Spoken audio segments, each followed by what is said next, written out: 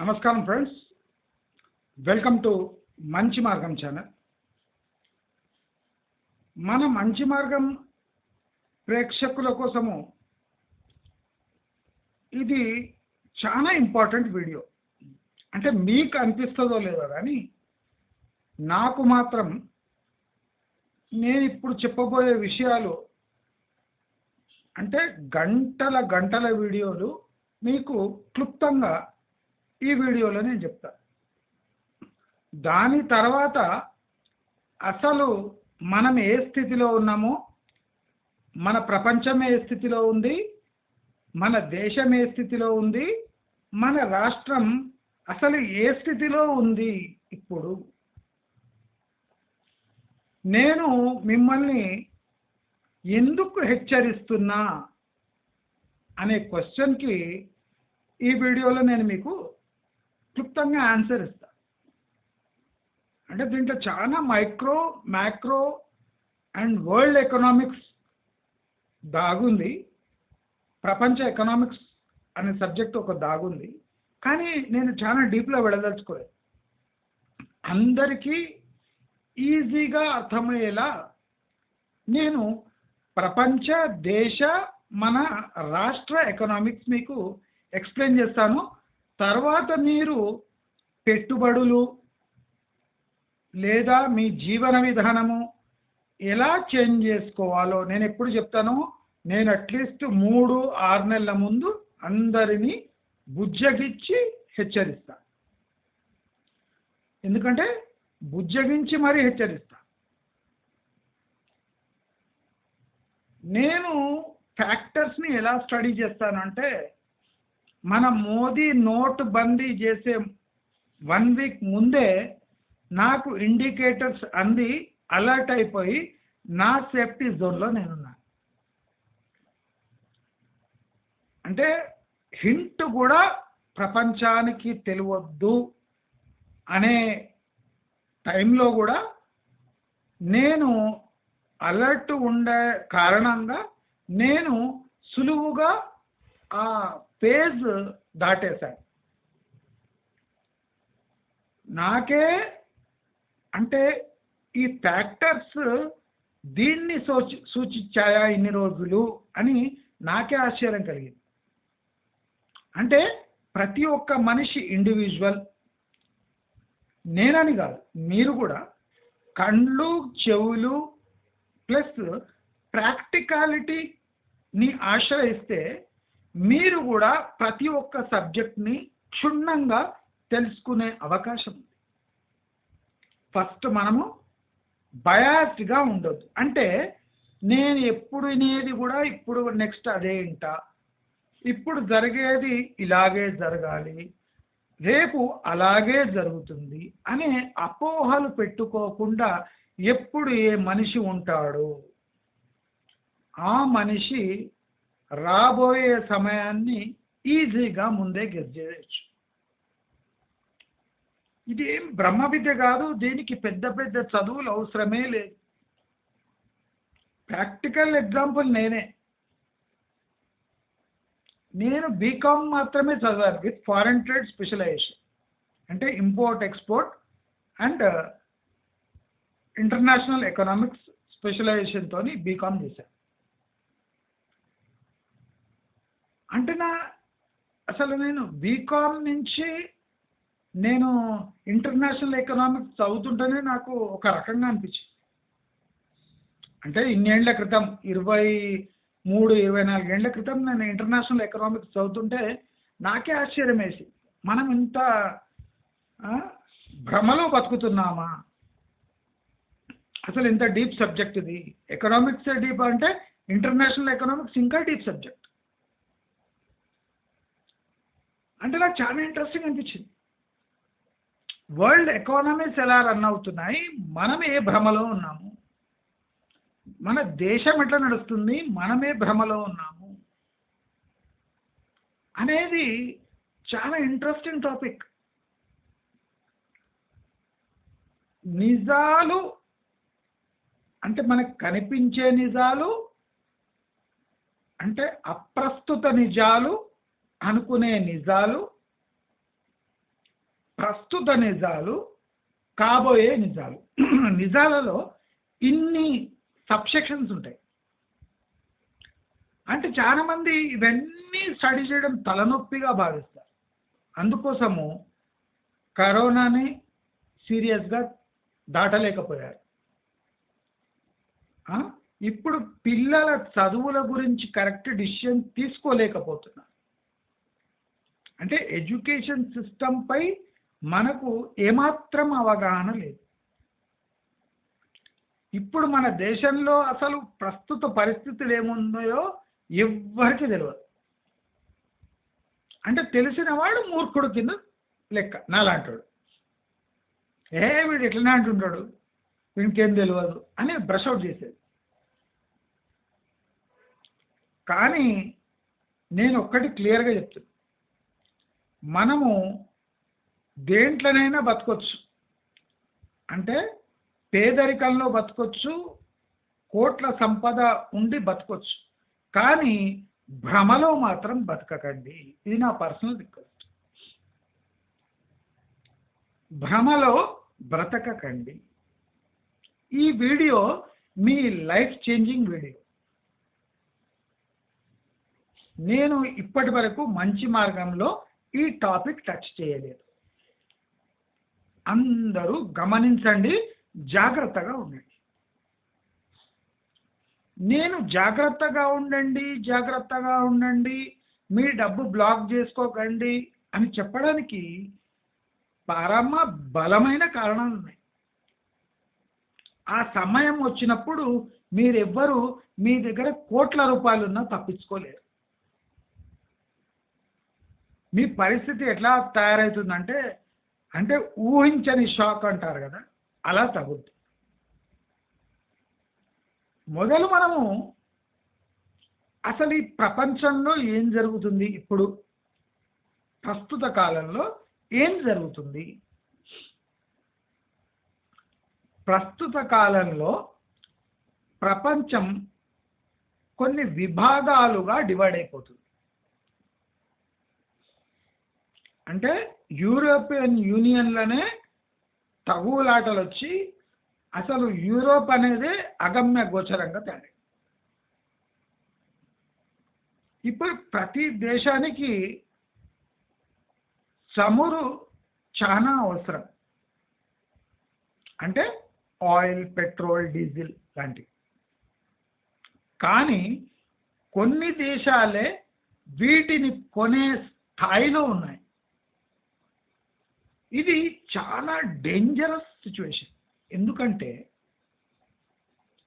వాహనాలు లేకుండా ఒక కంట్రీ టైం వెళ్ళదీయాలి అంటే ఆ కంట్రీకి అంటే ఇర్రివర్సబుల్ అండ్ టైం వైజ్ చాలా డ్యామేజ్. ఇప్పుడు నేను ఒకటి చెప్తా, ట్రక్ స్ట్రైక్ అని ఒక్క డే అనౌన్స్ చేస్తే పెట్రోల్ పరిస్థితి, డీజిల్ పరిస్థితి ఏమైంది భారతదేశంలో? మీరు ఒక్కసారి ఆలోచించండి. ఒకరోజు ట్రక్కర్స్ మేము స్ట్రైక్ మీద వెళుతున్నాము అని అనౌన్స్ చేశారు, వెళ్ళలేదు. పెట్రోల్, డీజిల్ పరిస్థితి ఏమైంది? పెద్ద పెద్ద క్యూ ఉన్నాయి. అర్థమైందా? నేనేం చెప్తున్నా అంటే, భారతదేశానికి ఇలాంటి ఒక చిన్న ఘటన జరిగితే 140 కోట్ల పైప్ చిలుకు పాపులేషన్ విలవిలలాడతారు. చిన్న దేశాలకు ఏం కాదు. శ్రీలంక లాంటి దేశం ఉంది, వాళ్ళ అగ్రికల్చర్ పాలసీ చేంజ్ అయినందుకు వాళ్ళ దగ్గర పొలిటీషియన్స్ ఎంత ఇడియట్స్ ఉన్నారంటే ఆర్గానిక్ వైపు సడన్గా మళ్ళారు. ఆర్గానిక్లో దిగుబడి రాదు, దిగుబడి రాకపోతే ప్రైజు ఉండదు. దిగుబడితోనే క్రైసిస్ స్టార్ట్ అయింది. క్రైసిస్ వల్ల హైపర్ ఇన్ఫ్లేషన్ వచ్చేసింది. అంటే ఒక పొలిటీషియన్ ఒక సిల్లీ డిసిషన్ తీసుకుంటే ఒక కంట్రీ నాశనం అయిపోతుందని మన కళ్ళ ముందు స్పష్టంగా కనిపిస్తుంది శ్రీలంక. సింపుల్ పాలసీ, దీంట్లో ఏమన్నా లాజిక్ ఉందా? A simple shift from chemical based fertilizers to organic one has brought a country like Sri Lanka, which is known as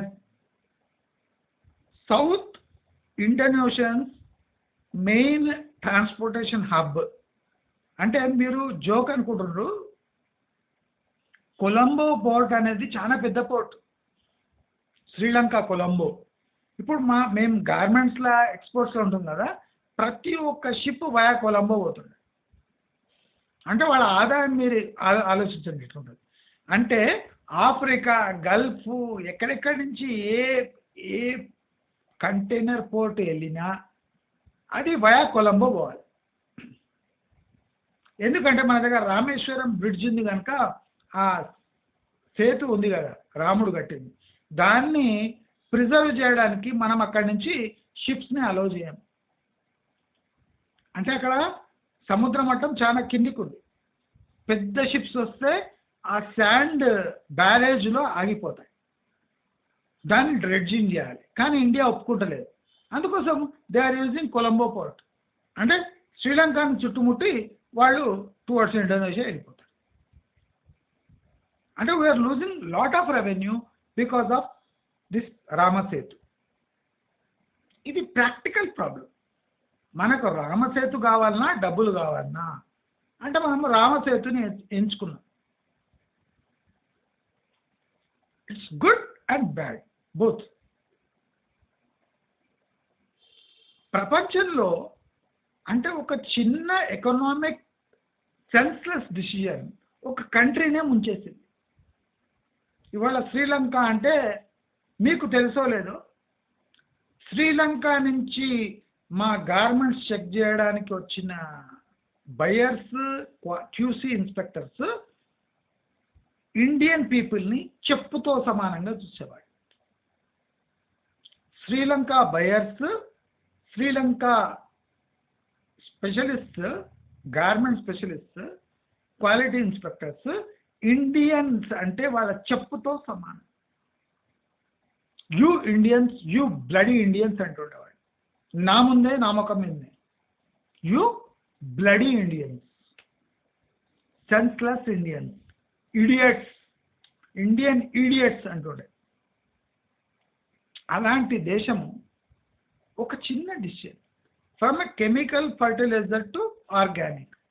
నేను కోకోలా వీడియోస్లో ఇండియా లాంటి థిక్లీ పాపులేషన్ ఉన్న దేశంలో ఆర్గానిక్ పండించరాదు, పండిస్తే కూడా మీరు పండించుకొని మీరు తినండి.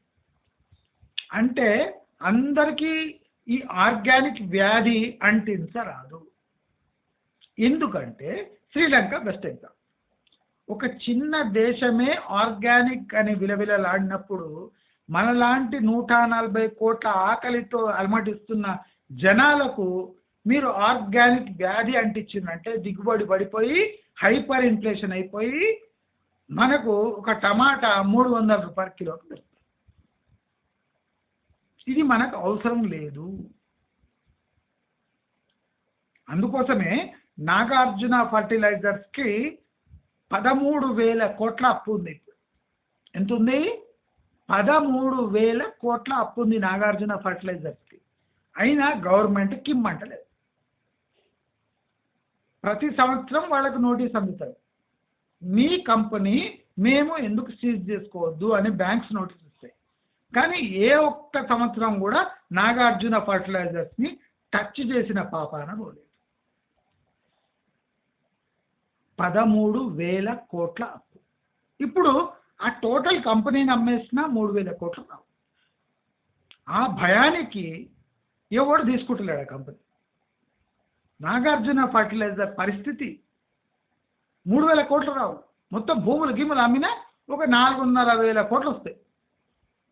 దాని సబ్సిడరీస్, దాని ఇన్వెస్ట్మెంట్స్ మొత్తం అమ్మిన అంటే ఒక 8,000 కోట్లు బ్యాంక్కి టోపీ. అయితే మన భారత్ సెంట్రల్ గవర్నమెంట్ ఏమంటుందంటే మీకు టోపీ పడే బదులు సంవత్సరాలకి వాడు ఇంతో అంతో పడేస్తాడు, అవి తీసుకొని బతికేయండి అని చెప్పేసి సెంట్రల్ గవర్నమెంట్ చెప్పింది. ఎందుకంటే Nagarjuna fertilizers one of the top fertilizer companies in south India. Nagarjuna ఫర్టిలైజర్కి ఏమన్నా తేడా వచ్చింది అంటే సౌత్లో మొత్తం షేక్ అవుతుంది అగ్రికల్చర్ ఇండస్ట్రీ. అంటే అప్పులు చెల్లించని కంపెనీకి కూడా అంత సత్తా ఉంది. చాలా మందికి తెలియదు. చాలా మందికి తెలియదు. ప్రపంచంలో ఇప్పుడు ఆయిల్ క్రైసిస్ కాక ఆయిల్ కన్నా పెద్ద క్రైసిస్ ఫుడ్ క్రైసిస్. ఆయిల్ కన్నా పెద్ద క్రైసిస్ ఏమి ఫుడ్ క్రైసిస్. మీకు ఎందుకో చెప్తున్నాను నేను. దయచేసి మంచి మార్గం మిత్రులారా, మీరు విర్రవీగకండి, లక్షల లక్షలు అప్పులు తీసుకొని ఇండు కట్టుకోకండి, భూములు కొనకండి, ఇంకా అగ్రికల్చర్ ల్యాండ్స్ కొనండి. ఎందుకంటే లాస్ట్కు మీకు అగ్రికల్చర్ ల్యాండ్ మిగిలిపోయినా మీరు ఏమైనా వేసుకొని దాంట్లో తినచ్చు.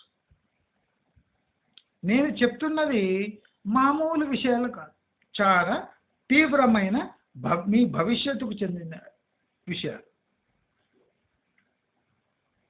ఫుడ్ క్రైసిస్ అంత పెద్ద క్రైసిస్ ప్రపంచానికి ఇంకోటి లేదు. ఇప్పుడు సౌదీ అరేబియాకి మండే సమస్య ఏమంటే, రేపు వాళ్ళు ఒక బ్యారెల్ ఆయిల్ ఇస్తే వాళ్ళకు ఒక కిలో బియ్యం ఇచ్చే పరిస్థితి వచ్చేస్తుంది. అంటే వాళ్ళు ఒక్క బ్యారెల్ ఆయిల్ ఇస్తే మనలాంటి దేశము ఒక కిలో బియ్యం ఇస్తుంది. వాళ్ళకి బ్యారెల్కి కిలో బియ్యమే వస్తుంది రాకపోతే. ప్రపంచమంతా బ్యారెల్ ఆయిల్ వాడి ఉంటాయి. రష్యా దగ్గర ఆయిల్ ఉంది, యునైటెడ్ స్టేట్స్ దగ్గర ప్రపంచంలో సరిపోయే అంత ఆయిల్ వాళ్ళ దగ్గర ఉంది. కానీ వాళ్ళు ఇప్పుడే దాన్ని తీయదలుచుకోలేదు. భారతదేశంలో దగ్గర కూడా ఆయిల్ ఉంది, కానీ ఇప్పుడు వాళ్ళు దాన్ని వెలికి తీయాలని అనుకుంటలేరు. అంటే యుఎస్ఏ భారతదేశం దగ్గర ఆయిల్ ఉంది, కానీ వాళ్ళు తీయరు. అంటే ప్రపంచంలో ఎప్పుడు ఆయిల్ దొరకదో అప్పుడు వీళ్ళు డ్రిల్ చేస్తారు. ఎందుకు అని మీరు అడగచ్చు. వీళ్ళ దగ్గర బాగా డబ్బు ఉంది, వాళ్ళకి ఇప్పుడు అవసరం లేదు, బ్యారెల్ ఆయిల్ కొనుక్కుంటారు. రేపు పరిస్థితి ఎట్లా వస్తుందంటే, ఒక బ్యారెల్ ఆయిల్ ఇస్తే ఒక కిలో బియ్యం ఇస్తాం. ఆ కిలో బియ్యం కోసము అంటే పెనుగులాడి పాకులు ఆడతారు వీళ్ళు, గల్ఫ్ దేశాలు. అది అవాయిడ్ చేయాలని ఇప్పుడు యుఏఈ లేదా మన ఈ అరబ్ దేశాలు, సౌదీ అరేబియా అంటే దేశాలు అగ్రికల్చర్ వైపు మొగ్గు చూపుతున్నాయి. మన బ్యారెల్ ఆయిల్కి కిలో బియ్యం రాదు, రేపు మన పరిస్థితి ఘోరంగా ఉంటుందని వాళ్ళు ఊహించి వాళ్ళు ఇప్పుడు ఈ చైనా పాలసీ అప్లై చేస్తారు. ఎందుకంటే వాళ్ళ దగ్గర ఉన్న ల్యాండ్లో ఏం పండదు, పండడానికి డీశాలినేషన్ చేసిన వాటర్ యూజ్ చేయాలి, అది చాలా కాస్ట్లీ. తాగడానికే కాస్ట్లీ అంటే అగ్రికల్చర్కి చాలా కాస్ట్లీ. పండించిన ప్రతి ఒక్క టమాటా ఒక 10-20 రూపాయలు ఖరీదు చేస్తుంది. అది ఇండియా నుంచి తెప్పించుకుంటే 50 రూపాయలు కిలో టమాటా పడుతుంది. సో మనం ఏం చేద్దాము అంటే, ఇప్పుడు వాళ్ళు ఆఫ్రికా, ఆసియా లాంటి దేశాల్లో పెట్టుబడి పెట్టి అక్కడ పెట్టుబడి వల్ల వచ్చిన డబ్బుతో అగ్రి ప్రోడక్ట్స్ కొని తమ దేశాలకు పంపిస్తారు. అయితే మన గవర్నమెంట్ ఏం చెప్తుంది, సౌదీ అరేబియా 10 బిలియన్ల పెట్టుబడి, వాడేం పిచ్చోడు కాదు. ఇప్పుడు ప్రపంచంలో ఆయిల్కి డిమాండ్ లేదు. కొన్ని దేశాలు ఆయిల్ కొనలేకపోతున్నాయి, అది విడ్డూరం. కానీ ప్రపంచవ్యాప్తంగా ఆయిల్కి డిమాండ్ లేదు. డిమాండ్ లేకపోయినా కొన్ని దేశాలు ఆ డిమాండ్ లేని ఆయిల్ని కూడా కొనలేని పరిస్థితిలో ఉంది. అంటే హ్యూజ్ డెట్ క్రైసిస్ ఉంది. వాళ్ళకి ఇప్పుడు ఆయిల్ ఇంపార్టెంట్ కాదు, 2 పూట్ల అన్నం దొరికితే చాలరా నాయన అనే పరిస్థితులు ఉంది. అలాంటి వాళ్ళు ఆయిల్ మీద ఎందుకు మాట్లాడతారు? మాట్లాడరు. ఇప్పుడు ఆఫ్రికాలో కొన్ని దేశాలు ఉన్నాయి, వాళ్లకు చాలా తక్కువ ఆయిల్ కాదు. ఎందుకంటే వాళ్ళ హ్యూమన్ డెవలప్మెంట్ ఇండెక్స్ చాలా వీక్గా ఉంది. ఎడ్యుకేషన్ లేదు, ఎంప్లాయ్మెంట్ లేదు, ఆకులు అలుములు తినుకుంటా, రాగులు సజ్జలు తినుకుంటూ బతికేస్తారు. వాళ్ళకేం ప్రాబ్లం లేదు. వాళ్ళ జీవన ప్రమాణాలను మనలా గిలగిలగిలగిల కొట్టుకుంటలేదు. ఐఐఎం అని గిలగిల కొట్టుకుంటారు. ఆఫ్రికాల దేశాలు మనకన్నా సంతోషంగా ఉన్నారు జనాలు కొంతమంది. పరమ దరిద్రమైన సాటిస్ఫాక్షన్ లేని దేశాల్లో అగ్రస్థానం మనదే. ఇది ఎవ్వరూ ఇండియాలో తెలుసుకుంటలేరు. ప్రపంచంలో అన్నిటికన్నా పెద్ద ప్రాబ్లం ఇప్పుడు food problem, not oil problem. రష్యాకు కూడా గోధుమలు వండుతున్నాయి. గోధుమలు ఆలుగడ్డలు ఎంత నమ్ముకుంటాడు వాడు, తినిపిస్తాడు వాళ్ళ దేశస్తులను. వేరే పండాలంటే బయటి దేశాలపై ఆధారపడాలంటే వాడు శాసిస్తాడు, వీడు పాటించాలి. రేపు ఉల్లిగడ్డలు కొనాలంటే 10 బ్యారెళ్ళు ఇస్తే కానీ 10 కిలో ఉల్లిగడ్డలు ఇయ్యడేవాడు పండించేటోడు. అంటే నీ దగ్గర ఆయిల్ ఉంది, తిండి లేదు. రష్యా యుక్రెయిన్పై దాడి ఎందుకు చేసింది అనుకుంటారు? ఎందుకంటే Ukraine is the highest producer of wheat and other agri products. అంటే రష్యా క్లైమాటిక్ కండిషన్స్ కన్నా యుక్రెయిన్ క్లైమాటిక్ కండిషన్స్ చాలా బెటర్ ఉన్నాయి. వాళ్ళకు పోర్ట్ కనెక్టివిటీ ఉంది. ఏ విధంగానైనా యుక్రెయిన్ని చేజిక్కించుకుంటే రష్యాకు ఫుడ్ ప్రాబ్లం ఉండదు. ఇంకోటి వాళ్లకు డైరెక్ట్ యూరోప్ కనెక్టివిటీ వస్తుంది. ఇప్పుడు త్రూ పైనుంచి వెళ్ళాలి, సెంట్ పిట్స్బర్గ్ రూట్లో యూరోప్కి కనెక్ట్ కావాలంటే లాంగ్ రూట్, యుక్రెయిన్ నుంచి షార్ట్ రూట్. ఒక్కసారి యుక్రెయిన్ని కైవసం చేసుకుంటే రష్యా యొక్క ఫుడ్ ప్రాబ్లం కానివ్వండి, ఇతరత్ర ప్రాబ్లమ్స్ కానివ్వండి, కనెక్టివిటీ ప్రాబ్లమ్స్ మొత్తం సాల్వ్ అవుతాయి. అందుకోసము రష్యా పట్టుబట్టి మరీ యుక్రెయిన్ని సాధించే వైపు వెళుతుంది. ఇది రియాలిటీ. అంటే మనకు ఈ కోర్ రియాలిటీస్ తెలియకుండా పిచ్చి పిచ్చిగా బతుకుతూ పిచ్చి పిచ్చిగా వాగుతుంటాం. సాఫ్ట్వేర్ అంటుంటాం.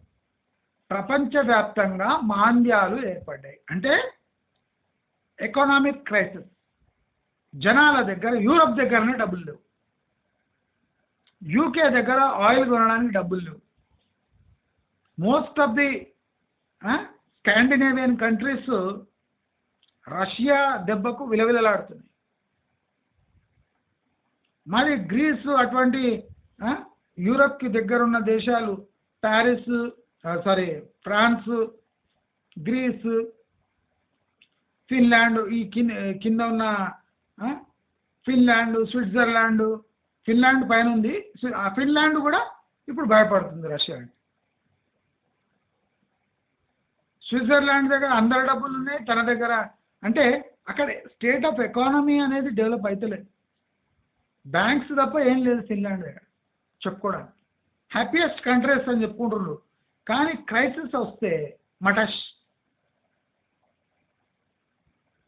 ఇప్పుడు స్వీడన్ ఉంది, నార్వే ఉన్నాయి పైన, స్కాండినేవియన్ కంట్రీస్. అక్కడ వాళ్ళ ఎకానమీ అనేది ఏం లేదు, పాపులేషన్ లేదు, ఎకానమీ లేదు. దానిపై రష్యా దండయాత్ర అవుతుంది. ఇప్పుడు యూకే అనే పవర్ఫుల్ దేశానికి దిక్కు లేదు. Energy crisis. యూకేకి ఫుడ్ అండ్ ఎనర్జీ క్రైసిస్. యూరోప్కి ఫుడ్ క్రైసిస్ లేదు కానీ ఎనర్జీ క్రైసిస్. రష్యా ఒక బటన్ నొక్కితే యూరోప్ చీకట్లో వెళ్ళిపోతుంది.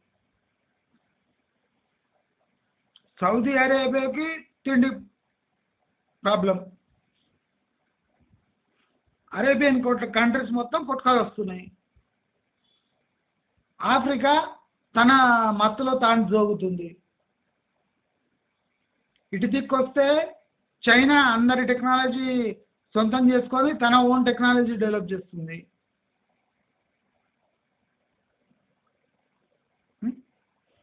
అంటే ఎవరి స్వార్థం వాడు చూసుకుంటున్నాడు వరల్డ్లో.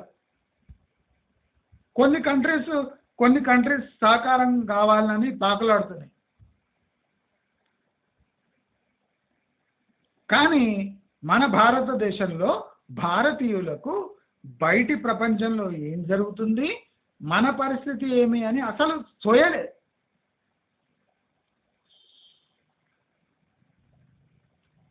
చైనాని మనం ఎట్టి పరిస్థితుల్లో మనం ఏం పీకలేము. అది కోర్ రియాలిటీ. మోదీ మోదీ మోదీ అన్న లాభం లేదు. ఒక సెల్ ఫోన్స్ని మనం ఆపలేకపోయినాం. చైనా నుంచి ఇంపోర్ట్ చేయము అని పుట్టి బయట డైలాగులు కొట్టి మొత్తం చైనా నుంచి వస్తుంది. Via Taiwan, via Indonesia, via Philippines, via మన బర్మా, అంటే వియట్నాం. ఎక్కడ హబ్ ఉంటే వయా హబ్ అంతే. రేపు పాకిస్తాన్ నుంచి కూడా సెల్ ఫోన్స్ వచ్చినా ఆశ్చర్యపోవాల్సిన అవసరం. అంటే ఒక సెల్ ఫోన్ని మనము ప్రాపర్గా చేయలేని సన్నాసులం. ఇప్పుడు ఏమంటారు, మన స్పేస్ టెక్నాలజీ కదా, స్పేస్ టెక్నాలజీ అంటారు. స్పేస్ టెక్నాలజీ శాటిలైట్ లాంచ్ వరకే. మనము ఏ పేస్లో డెవలప్ అవుతున్నామో దానికి సైన్స్ ఎంత డెవలప్ అవుతుందో సైన్స్ కన్నా 2 పట్టు ముందే మన పాపులేషన్ ముందుకు వెళ్ళిపోతుంది. అంటే చైనీస్ టెక్నాలజీస్ అడాప్ట్ చేసుకొని మన వాళ్ళు ఎక్కడో ముందు వెళ్ళిపోయారు. మన ఇస్రో వాళ్ళు ఇంకా శాటిలైట్స్ పైన పంపిస్తారు. అంటే శాటిలైట్ టెక్నాలజీ ఉన్నంత మాత్రాన టెక్నాలజికల్గా మనం అడ్వాన్స్డ్ కాము. మనం ఒక ప్రాపర్ ప్లేన్ తయారు చేయలేకపోతున్నాము. స్పేస్ టెక్నాలజీ ఉన్నా మన దగ్గర ప్లేన్ టెక్నాలజీ లేదు. ఒక ప్రాపర్ డ్రోన్ తయారు చేయలేకపోతున్నాం. ఇప్పుడు ఇరాన్ లాంటి దేశము టర్కీకి డ్రోన్లు ఇచ్చింది, యుక్రెయిన్కి డ్రోన్లు ఇచ్చింది, అజర్బైజాన్కి డ్రోన్లు ఇచ్చింది, పాకిస్తాన్కి డ్రోన్లు ఇచ్చింది. ఇరాన్ లాంటి కంట్రీ డ్రోన్ టెక్నాలజీ డెవలప్ చేసినప్పుడు మన దగ్గర ఒక ప్రాపర్ డ్రోన్ టెక్నాలజీ లేదు అంటే సిగ్గుచేటు కాదా? సిగ్గుచేటు. You don't have your own passenger plane. అంటే దేశీయ ప్యాసింజర్ ప్లేన్ లేదు మన దగ్గర, ఆ టెక్నాలజీ లేదు. ఇంకా ఇంజన్స్ కావాల్సి జిఏ ఇంజన్, మన కావేరీ ఇంజన్ పనిచేయదు. ఇప్పుడు 300 మందిని మోసుకుపోతున్న ఇంజన్ కావేరీ పెడితే అక్కడ దిగుతుందని గ్యారంటీ లేదు. అందుకోసం జిఏ ఇంజన్స్ యూజ్ చేయాల్సి వస్తుంది. మన స్పేస్ టెక్నాలజీలో కూడా జిఏ ఇంజన్సే. అంటే మన స్పేస్ టెక్నాలజీ ఎలా గ్రో అవుతుందో దానికి సంబంధం లేకుండా టెక్నాలజీ కొత్త పొంతలు తొక్కుతూ మన వాళ్ళు 3 అడుగులు ముందున్నారు ఇండియన్స్. అంటే యూజ్ చేసుకోవడంలో మన వాళ్ళు టాప్ కదా. మన దేశంలో ఇప్పుడు పరిస్థితి ఎలా ఉంది మీకు చెప్తా. మన దేశంలో ఇప్పుడు మోదీ 3 ట్రిలియన్లు 7 ట్రిలియన్లు 10 ట్రిలియన్లు అంటుండు కదా, అదంతా ఓన్లీ హోమ్ కన్జంప్షన్ మీద డిపెండ్ అయి ఉంది. ఆయన క్లెయిమ్స్ ఉన్నాయి కదా, నా ఎకానమీ ఇన్ని ట్రిలియన్లు అవుతుంది. ఇప్పుడు ఒక 15 ఏళ్ల క్రితము మన దగ్గర అంటే సర్వే అనేది లేకుండే, ఏ డేటా లేకుండా నడుస్తుండే భారతదేశం. ఇప్పుడు మనము డేటా సేకరిస్తున్నాం. Aadhaar card, credit cards, banking cards, online payments. దీనివల్ల అప్పుడు కూడా దేశం ఇదే స్థితిలో ఉండే, ఇంతే ఫాస్ట్గా పోతుండే. ఇప్పుడు మోదీ రావడం వల్ల కాదు, మోదీకి బేసిక్ టెక్నాలజీస్ ఏవి ఐడియా లేదు. మోదీకి టెక్నాలజీ అనే వర్డ్ సరిగ్గా పలకడం రాదు, కానీ టెక్నాలజీపై ఒక 10 గంటలు మాట్లాడతాడు. అంటే రావాలని, ప్రతి లీడర్కి రావాలని నేనేమంటలే, కానీ ఈ మోదీ మోదీ అనే వరకు మనం ఆ భ్రమలో ఉండిపోతున్నాం. మోదీకి తెలియదు మోదీ వెనుక ఉన్నవాళ్ళు ఇవన్నీ చేస్తున్నారు. ఎవరు చేసినా చేయకపోయినా మనోళ్ళు 5G టెక్నాలజీ యూజ్ చేస్తున్నారంటేనే మీరు ఊహించవచ్చు. మనోళ్ళు వాడకంలో నంబర్ 1, టెక్నాలజీలో 0. ఇప్పుడు అంబానీ లాంటోడు కూడా టెక్నాలజీ వరల్డ్ దగ్గర నుంచి కొనేస్తున్నాడు. నీకేం ప్రైజ్ కావాలి, దానికన్నా 100 మిలియన్ ఎక్కువ ఇచ్చేయి. టెక్నాలజీనే కొనేస్తున్నాడు. అందుకోసము దేశం ముందు పోయినట్టు అనిపిస్తుంది మనకు. దేశము ముందు పోతలేదు. ఇప్పుడు 3 ట్రిలియన్ ఎకానమీ అనగానే మనం అందరం చప్పట్లు కొడతాం కదా. 140 crore పాపులేషన్, కన్జంప్షన్ స్టాండర్డ్స్ పెరిగిపోయింది. ఇప్పుడు మనం రీసెంట్ సర్వే సిస్టమ్, జనాలు మన దేశంలో తిండి కన్నా ఎక్కువ టీవీలు కొంటున్నట్ట, మొబైల్ కొంటున్నారు, ఎలక్ట్రానిక్ డివైసెస్. అంటే ఆకలి అవుతున్నా ముందు సిమ్ కార్డ్ రీఛార్జ్ చేపిస్తుంది తప్ప కిలో బియ్యం కొంటలేదు. అంటే ఆకలి కన్నా ఎక్కువ వాళ్ళకు డేటా ఎక్కువైంది. అంటే ఇది ఒక దేశం యొక్క దౌర్భాగ్యపు పరిస్థితిని సూచిస్తుందా లేదా?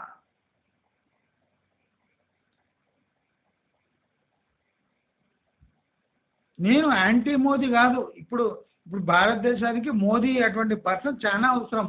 కానీ మోదీ వల్లనే ఇవన్నీ అవుతలేవు. మోదీ వల్లే అవుతలేవు. పోనీ కాంగ్రెస్ ప్రభుత్వం చాలా మంచి రూల్ ఇచ్చిందా అంటే వాళ్ళు మోస్ట్ కరప్ట్. మన్మోహన్ సింగ్ తప్ప అందరు కరప్టే. మన్మోహన్ సింగ్, ఏకే యాంటనీ, వీళ్ళిద్దరు తప్ప కాంగ్రెస్ మొత్తం భ్రష్టు పట్టిపోయి. అంటే ఇటువంటి భ్రష్టు పట్టినోళ్ళు శాసించిన మన దేశం ఈ స్థాయిలో ఉంది. అంటే ఇది మోదీ కాదు, గాంధీ కాదు, మన జనాల యొక్క కన్జంప్షన్, మన జనాల యొక్క అప్రోచ్, మన జనాల యొక్క ఆకలి. ఇప్పుడు ఉల్లిగడ్డల ఎక్స్పోర్ట్ అనగానే ఇక్కడ ప్రైస్ పెరిగిపోతుంది. ఇక్కడ ప్రైస్ పెరిగిపోగానే ఇమ్మీడియట్లీ ఉల్లిగడ్డల ఎక్స్పోర్ట్ బంద్. ఎందుకంటే 140 crore పాపులేషను ఆకలితో అలమటిస్తుంది. బియ్యం ఎక్స్పోర్ట్ అనగా ధనమని పెరగంగానే ఎక్స్పోర్ట్ బ్యాన్. అంటే ఎక్స్పోర్ట్ పరంగా మనం చేయగలిగింది సాఫ్ట్వేర్ మాత్రమే. అంటే ఎటువంటి ఎఫెక్ట్ కాకుండా ఇండియాకు మనము సాఫ్ట్వేర్ తప్ప వేరేదేది ఎక్స్పోర్ట్ చేయడానికి పోయినాము. ఐరన్ ఓర్ ఎక్స్పోర్ట్ అని ఒకసారి స్కామ్ అయ్యింది, మీకు గుర్తుకుందో లేదు? చాలామంది అరెస్ట్ అయ్యారు. రాజశేఖర రెడ్డి ఉన్నట్టు ఐరన్ ఓర్ ఎక్స్పోర్ట్ ఇష్టం వచ్చినట్టు చేసేసింది చైనాకు. చైనా ఏం చేసింది? ఫైనల్ ప్రోడక్ట్ తయారు చేసి డబుల్ రేట్కి అమ్మేసింది మనకే. మన ఐరన్ ఓర్ తీసుకొని అక్కడ ఐరన్ ప్రోడక్ట్స్ తయారు చేసి ఇండియాకే డబుల్ రేట్కి అమ్మేసింది. ఇది చైనా తెలివితేటలు, ఇవి మన తెలివితేటలు.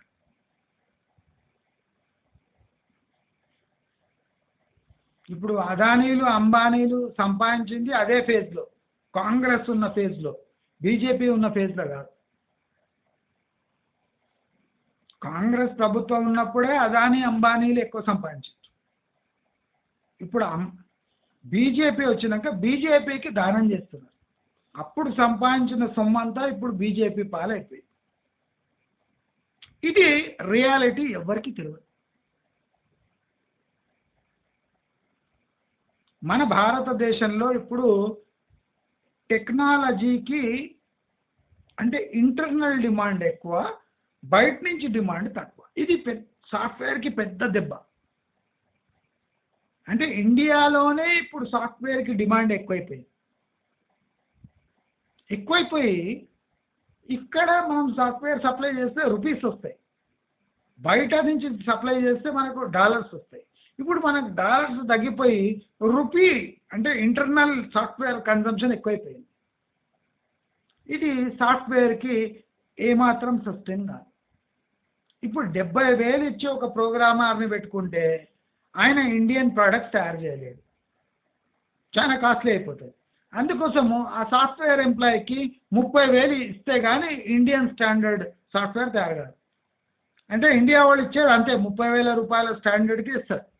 నీవు ఒక ప్రోగ్రామర్ని 70,000 పెట్టి ప్రోగ్రామ్ రాపించడం అంటే అది గిట్టుబాటు కాదు. అది ఎప్పుడు గిట్టుబాటు అవుతుంది? యుఎస్ ఆర్డర్స్ వచ్చినప్పుడు నీ 70,000 శాలరీ గిట్టుబాటు అవుతుంది. ఇప్పుడు ఇండియన్ సాఫ్ట్వేర్ కంపెనీలు ఏమంటున్నాయంటే, బాబు నీకు అంత స్కిల్ ఉంది, మాకు అంత అవసరం లేదు, ఇప్పుడు లోకల్ ఆర్డర్స్ ఉన్నాయి, నువ్వు ఇంట్లో కూర్చొని తయారు చేసి ఇచ్చేయి, 30,000 ఇస్తా. సార్ మళ్ళీ నా శాలరీ 70. 70 నేను ఇవ్వలేను, 30 ఇస్తా. ఇప్పుడు నాకు అన్ని లోకల్ ఆర్డర్స్ ఉన్నాయి, ఇంటర్నేషనల్ ఆర్డర్స్ వస్తలేవు, నువ్వు 30,000కి చేస్తావా?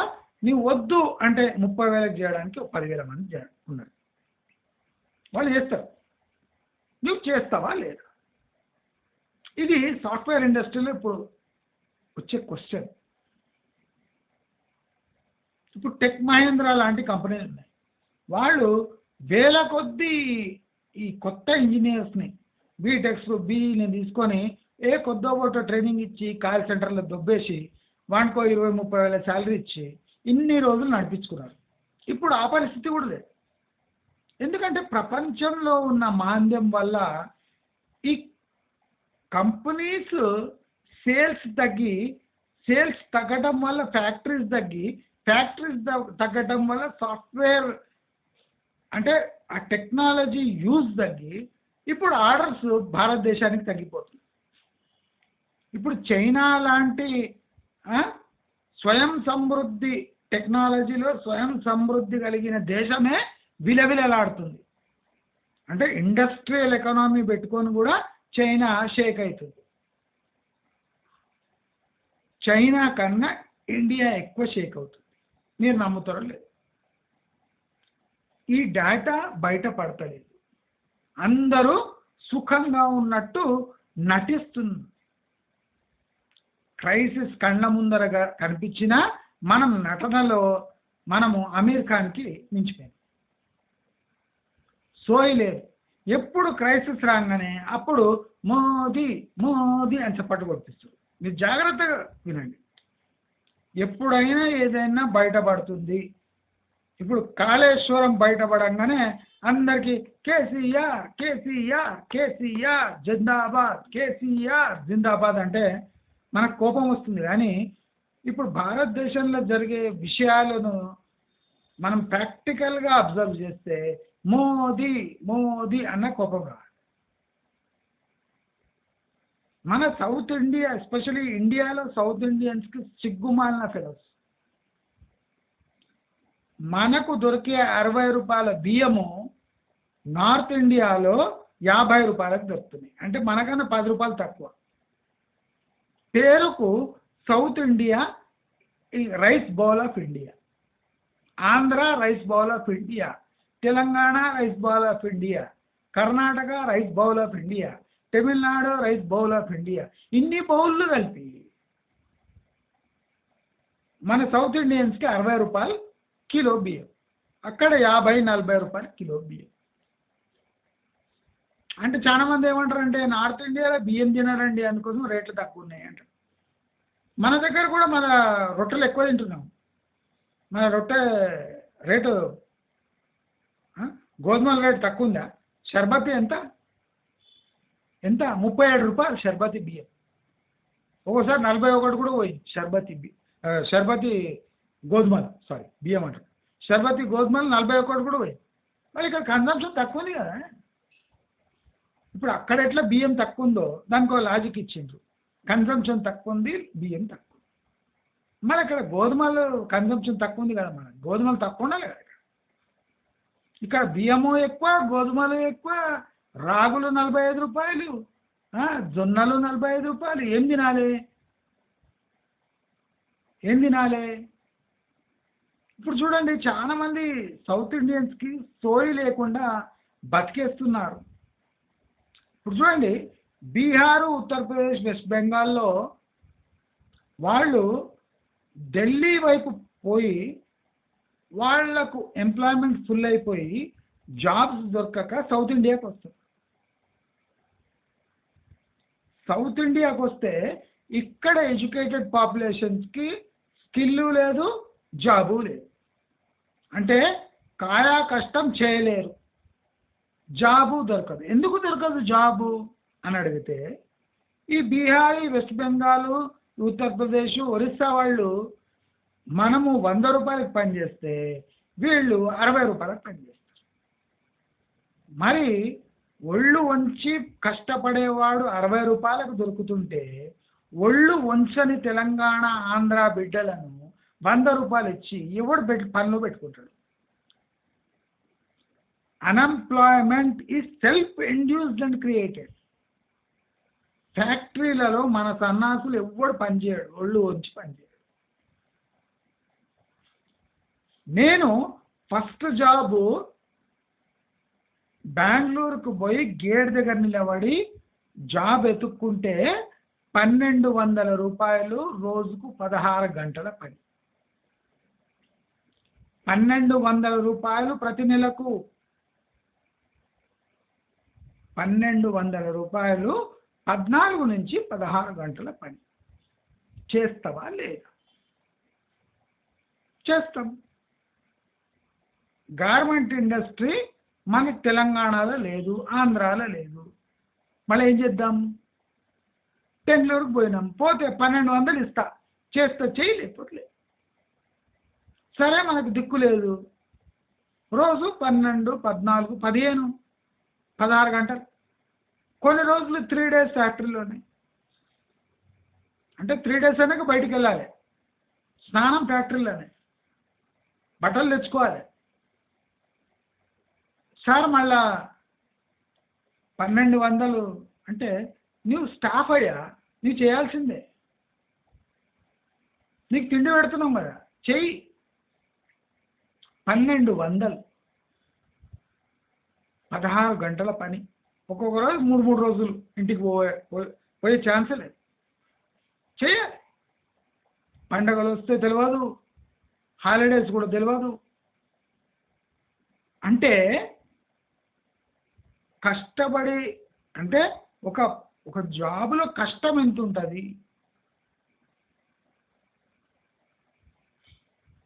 రాత్రి 10, 11 గంటలకు ఇడిస్తే బయట తినడానికి ఏముంటుంది? ఏముండదు. బార్లు ఒకటే ఓపెన్ ఉంటాయి.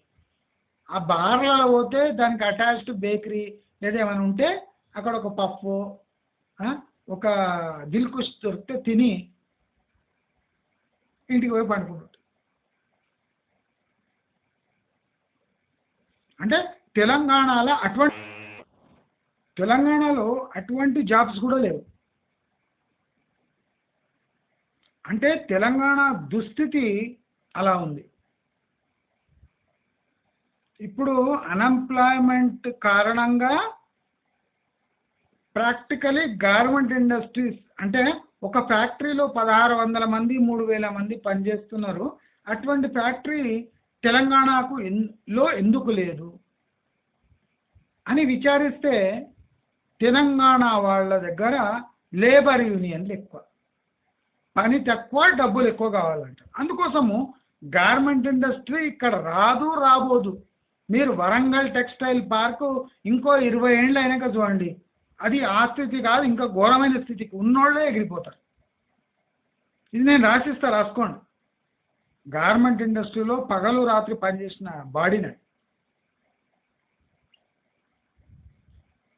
నేను రాసిస్తా. తెలంగాణలో టెక్స్టైల్ పార్క్స్ కానీ గార్మెంట్ పార్క్స్ కానీ సర్వైవ్ కావు.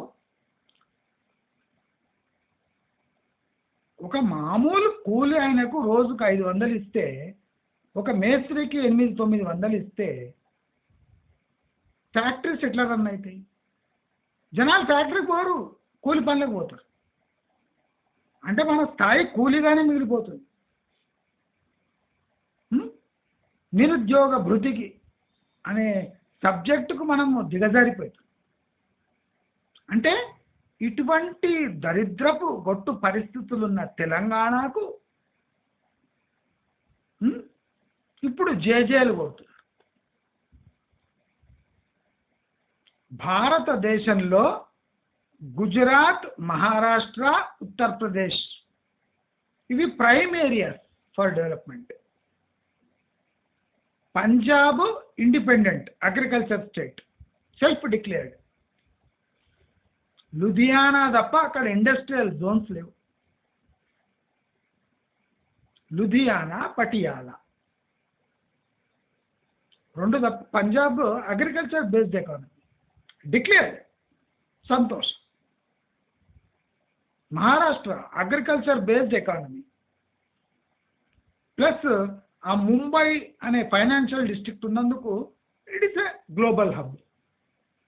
గుజరాత్ మనకు తెలుసు most favourite destination for central government. వాడు పిఎం బయాజ్ ఉన్నాడు దాన్ని, న్యాచురల్లీ డెవలప్ అయ్యింది. Uttar Pradesh highest population, highest seats, naturally అది యాపిల్ పై. సో సౌత్కి వస్తే మనము మోదీ మోదీ ఎందుకు అనాలి? దేశానికి మోదీ ఎంత మేలో సౌత్ ఇండియాకు మోదీ అంతే మోసకారి. నాకు మోదీ మీద ఏ గ్రడ్జ్ లేదు, క్లియర్ కట్గా చెప్తున్నాను. మనము కర్మజాలి ఇక్కడ తెలంగాణలో మనము 10 సీట్ల కన్నా ఎక్కువ మోదీకి ఇచ్చినాము. కర్మజాలి మోదీ మోదీ అనుకుంటే 10 సీట్లకైనా మనం ఎక్కించినాము అంటే స్టేట్ గవర్నమెంట్ ఉండదు, సెంట్రల్ గవర్నమెంట్ మనకు ఒక చిల్లి గవ్వ కూడా ఇవ్వదు. ఈ ఎంపీలను మొత్తం మింగి మనకు తెడ్డు చూపిస్తుంది బీజేపీ. ఆంధ్రాలో అంతే, తెలంగాణలో అంతే, కర్ణాటకలో అంతే. ఇప్పుడు కర్ణాటక దుస్థితి చూడండి, ఇప్పుడు అక్కడ ఎట్లా క్రైసిస్ తయారైంది. ప్రతి ఫ్యాక్టరీ ముందు కన్నడిగాలు ఎంతమంది పనిచేస్తుండ్రని రాయాలన్నట సన్నాసులకు. ఒరేయ్ నేను చెప్తున్నా, నేను ఫ్యాక్టరీలో పనిచేసేటప్పుడు నాకు చాతనైనంత తక్కువ మంది కన్నడిగాలని తీసుకుంటుంటే, ఎందుకంటే సోమర్ నా కొడుకులు వాళ్ళు, తెలంగాణ తాతలు వాళ్ళు. కర్ణాటకల జనాలు తెలంగాణకు తాతలు సోమర్తనంలో. ఏది తొందర బుర్రలు ఎక్కదు, స్లో. అందుకోసము కేరళ తమిళనాడు అనంతపురం అంటే సౌత్ ఆంధ్ర పాపులేషన్ సగము బెంగళూరులో ఉంటుంది. ఎందుకంటే ఈ నికమ్మా గాండ్లు వీళ్ళు. నా మాతృభాష కన్నడ కానీ క్లియర్గా చెప్తున్నా, రూపాయి పనికిరాదు నా కొడుకు. ఇప్పుడు బెంగళూరు మొత్తం సెట్ అయ్యి రియల్ ఎస్టేట్ ప్రైజెస్ ఒక లెవెల్ వచ్చినాక కన్నడ భాష కన్నడ మొత్తం బూతులే. కన్నడ భాషలో 40% కన్నడ వర్డ్స్ ఉంటాయి, 60% హిందీ, మరాఠీ, తెలుగు, తమిళ్. వీళ్ళది కన్నడ భాష. దీని గొప్పతనం అంటే ఈ మూర్ఖులకు ఎప్పుడు బ్రెయిన్ పనిచేయదు. మనకు ఈ లెవెల్ వచ్చినాము, దీన్ని ఎట్లా మెయింటైన్ చేయాలి? ఇప్పుడు కర్ణాటకలో బీజేపీ మంచి గవర్నమెంట్ ఇస్తే సస్టైన్ చేయలేకపోయింది. వాళ్ళ ముఖాలకు తెలంగాణ కావాలంట, ఉద్ధరించేవాళ్ళలాగా. చూస్తే ఇక్కడ చూస్తే బండి సంజయ్, అక్కడ యూజ్లెస్ ఫెలో కిషన్ రెడ్డి, వీళ్ళ చేతిలో పెట్టాలనా? కిషన్ రెడ్డి చేతిలో పెడతామా మనం? కిషన్ రెడ్డి ముఖ్యమంత్రి అయితే ఏమైనా ఉంటుందా? తెలంగాణను మొత్తం హోల్సేల్గా తాకట్టు పెడతాడు గుజరాత్కి. ఒక బ్రాడ్గేజ్ లైన్ వేస్తారు డైరెక్ట్ గుజరాత్, ఇక్కడ మొత్తం సంపద ఎత్తుకపోతారు. అంటే ఈ బ్రిటిష్లో ఈస్ట్ ఇండియా కంపెనీ ఎట్లుంది, ఇప్పుడు గుజరాత్ అట్లా తయారైంది. మన దేశపు ఈస్ట్ ఇండియా కంపెనీ అంటే గుజరాత్. ఇప్పుడు మనం సోయి లేకుండా ఇట్లే బతికేస్తే రేపు మన పరిస్థితి చాలా ఘోరంగా ఉంటుంది. సాఫ్ట్వేర్లా ఇప్పుడు రిక్రూట్మెంట్స్ లేవు అని గత 3 నెలలుగా అందరు మొత్తుకుంటున్నారు, కానీ రియల్ ఎస్టేట్ అస్సలు పట్టించుకోనట్టు యాక్టింగ్ చేస్తుంది.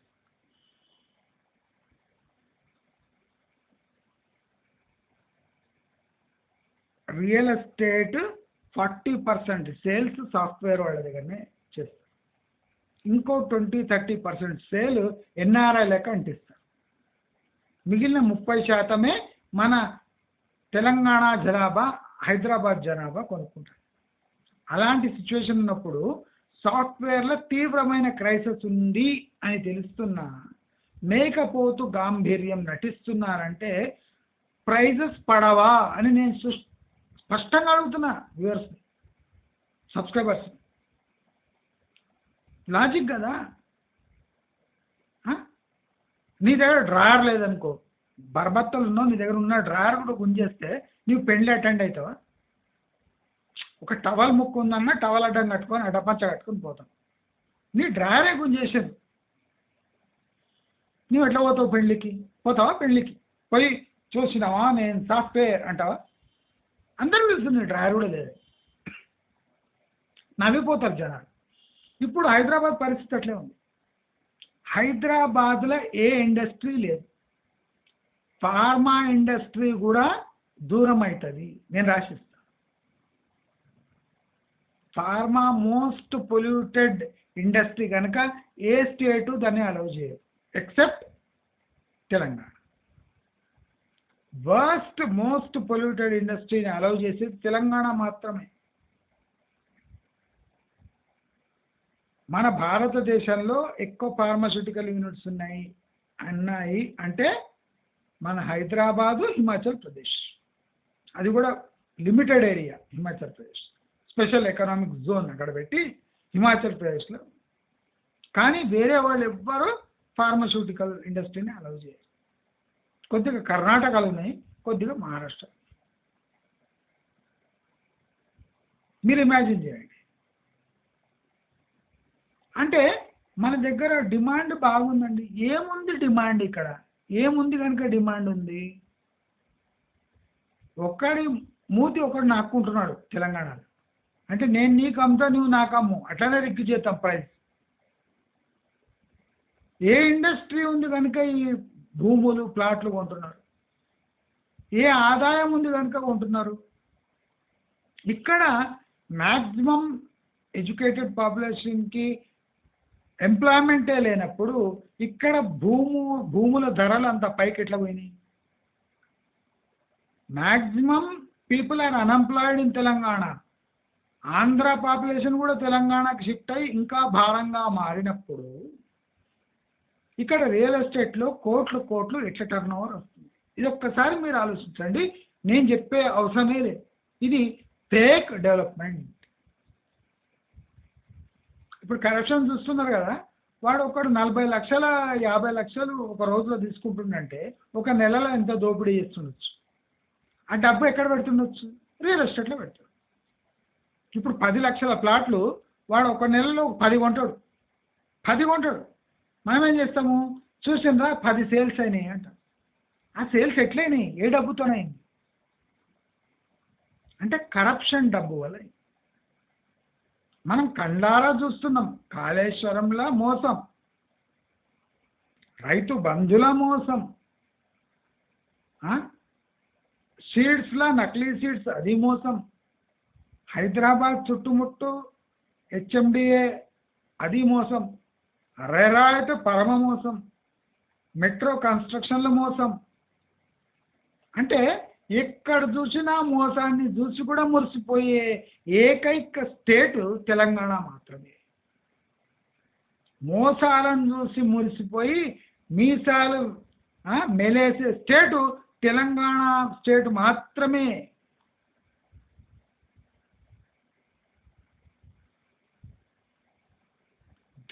ఈ సిచ్యువేషన్స్ ఇలా ఉంటే ఇండస్ట్రీ లేదు. ఉన్న ఇండస్ట్రీ సాఫ్ట్వేర్ ఇండస్ట్రీ. ఇప్పుడు చూడండి సాఫ్ట్వేర్ ఇండస్ట్రీలో ఏమవుతుంది? అన్ఎంప్లాయ్మెంట్ ఉండొద్దు అంటే సగం శాలరీకి పనిచేయాలి. వీళ్ళ ఈఎంఐలు ఏం కావాలి? ఒక్కసారి ఆలోచించండి. ₹1,00,000 తీసుకున్నవాడు 50,000 చేస్తావా లేదా అంటే వాడు ఈఎంఐ 50,000 దాటిపోతుంది, 70,000 ఉంటుంది. వాడు ఈఎంఐ ఎట్లా కట్టాలి? డిఫాల్ట్ కాదా? ఇండస్ట్రీ పడిపోదా? హై రైజెస్ పడిపోవా? ప్లాట్ సేల్స్ పడిపోవా? ఆల్రెడీ తీసుకున్న ఈఎంఐ కట్టకపోతే బ్యాంక్ సీజర్స్ కావా? అంటే ఇంత సింపుల్ సబ్జెక్ట్ని కూడా అర్థం చేసుకోలేని చవటలు తెలంగాణలో ఉన్నారు కనుకనే లాస్ట్ గవర్నమెంట్ 9 ఏళ్లుగా పచ్చి మోసం చేయగలిగింది. నోరు తెరవంగానే రైతు బంధు వారేస్తే కుక్కలు బిస్కెట్లు తిన్నట్టు తిని పడున్నారు. ఇప్పుడు ఏమైంది పరిస్థితి? కాళేశ్వరంకి పగుళ్ళు వచ్చింది, మేడిగడ్డకి పగుళ్ళు వచ్చింది. పనికి మాలిన ప్రాజెక్టు కడుతున్నా కిమ్మనకుండా రైతు బంధు తిన్నారు కనుకనే మీ గతి వాళ్ళు ఇట్టబట్టి. కాంగ్రెస్ గవర్నమెంట్కి ఫ్రీ బస్ ఇస్తే కానీ ఓట్లు రావు అని తెలుసుకొని ఫ్రీ బస్ ఇచ్చింది, మహిళలకు ఫ్రీ బస్ ఇచ్చింది. అందుకు అంటే బీఆర్ఎస్ గవర్నమెంట్ తప్పు చేస్తే దాన్ని కప్పుపుచ్చుకోవడానికి కాంగ్రెస్ ఇంకో పెద్ద తప్పు చేయాల్సిన దౌర్భాగ్యపు పరిస్థితి ఏర్పడింది. ఇది మన తప్పు కాదా? అంటే ప్రపంచంలో దేశాల్లో ఏం జరుగుతుంది అది సోయి లేదు, భారతదేశంలో ఏం జరుగుతుంది సోయి లేదు. ఏ సోయి లేకుండా ప్లాట్ సేల్స్ చూసి మురిసిపోయే ఏకైక దౌర్భాగ్యపు స్టేట్ ఏదైనా ఉందంటే మనం ఒరిస్సా కన్నా దిగజారుడు స్థితిలో ఉన్నాము ఎడ్యుకేషన్ వైజ్ అని నేను గర్వంగా చెప్పుకుంటున్నాను. అంటే ఒక ఒరిస్సా లాంటి రాష్ట్రంతో పోటీ పడే స్థితికి మనము దిగజారాము. అవునా కాదా? మన ఎడ్యుకేషన్ స్టాండర్డ్స్ చూసినగా ఎట్లుంది? Last time education minister Indira Reddy, Sabitha Indira Reddy 7th 10th pass కానీ ఆమె ఎడ్యుకేషన్ మినిస్టర్. అన్ని ప్రైవేట్ స్కూళ్ళు అన్నీ చూసి రాతలే, మొత్తం మాస్ కాపీ కొట్టి ఏ నారాయణ నుంచి బయటికి రాని, చైతన్య నుంచి రాని కానీ వాడు శుద్ధ పూసే, వాడు దేనికి పనికిరాడు. 10/10 ఏం లాభం? 10కి ఒక ఆన్సర్ చేయడం కూడా రాదు, కానీ 10/10 వాడు. ఇంటర్లో అగ్రగామి ర్యాంకులు 1 1 2 2 3 అన్నీ మావే ఎంబీ కదా. ఇంజనీరింగ్ పాస్ అయ్యి బయటకు వస్తే ఒక అక్షరం ముక్క వాడికి. సాఫ్ట్వేర్ వాళ్ళు అటువంటి వాళ్ళని తీసుకొని కాల్ సెంటర్లో వేస్తారు. మళ్ళీ బయట రాగానే వాడు సాఫ్ట్వేర్ అంటాడు, కాల్ సెంటర్ అన్నాడు వాడు సాఫ్ట్వేర్ అంటాడు. ఇది మనం చూస్తలేమా? ఇది మనం గమనిస్తలేమా? గమనించి కూడా మూర్ఖంగా ప్రవర్తిస్తే దాని పరిస్థితులు శ్రీలంకలాగా తయారవుతాయి. అంటే సౌత్ ఇండియాలోనే అధమ స్థానానికి, అంటే ఏపీ కన్నా కింద పడిపోయే స్థానము మనదే అంటే అతిశయోక్తి కాదు, రియల్. ఎందుకు? మేకపోతు గాంభీర్యాలు, ఇంప్రాక్టికల్గా బతకటం, చూస్తున్నా చూడనట్టు నటించటం, మోదీ మోదీ అనటం.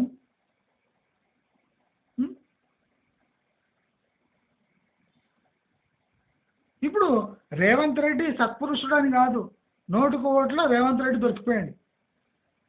కానీ ఇప్పుడు Revanth Reddy is better than Modi, Revanth Reddy is better than Kishan Reddy. Kishan రెడ్డికి ఓటేస్తే మీ ఇంట్లో భారతదేశం కిషన్ రెడ్డి అటువంటి వాడు. అందుకోసం మనం అంత జాగ్రత్తగా ఉండి అట్లీస్ట్ మన సబ్స్క్రైబర్స్ అలర్ట్గా ఉండి ప్రాక్టికల్గా ఉండండి. మీ డబ్బును నేను ఆషామాషిగా ఇక్కడక్కడ ఉంచండి అని చెప్తలేను, రియల్ ఎస్టేట్లో వద్దు అనేది ఉట్టినే చెప్తలేను. నాకు అసలు ఈ వీడియో ఇలా వేయాలంటే ఇష్టం లేదు, కానీ తప్పదు. ఏదో రోజు మీరందరూ ఈ క్రైసిస్ అంటే చూసి తీరుతారు. ఈ క్రైసిస్ని కళ్ళారా చూస్తారు, అప్పుడు ఈ వీడియో గుర్తుకొస్తుంది. అరే మంచి మార్గంలో మనకు 6 నెలలు సంవత్సరం కిందనే అలర్ట్ చేసిండు, మనం పట్టించుకోలేదు, మనం ఇరుక్కున్నాము అని అప్పుడు రియలైజ్ అవుతారు. దయచేసి గమనించండి, ప్రతి ఒక్క ఘటన మనకు ఏదో ఒక ఇండికేషన్ ఇస్తుంది. మన ఎడ్యుకేషన్ని మనం ప్రాపర్గా యూజ్ చేసి ఆ క్రైసిస్ని తప్పించుకోవడానికే ఉన్నది ఎడ్యుకేషన్. ఎడ్యుకేషన్ వల్ల మనం క్రైసిస్లో పడవద్దు, ఆ ఎడ్యుకేషన్ యూజ్ చేసి మనం క్రైసిస్ నుంచి తప్పించుకునే మార్గాలు ఎన్నో ఉన్నాయి. అవన్నీ అన్వేషించాలి అని కోరుతూ, మీకు ఈ వీడియో నచ్చినట్టయితే లైక్, షేర్, సబ్స్క్రైబ్ చేసుకోండి. నమస్కారం.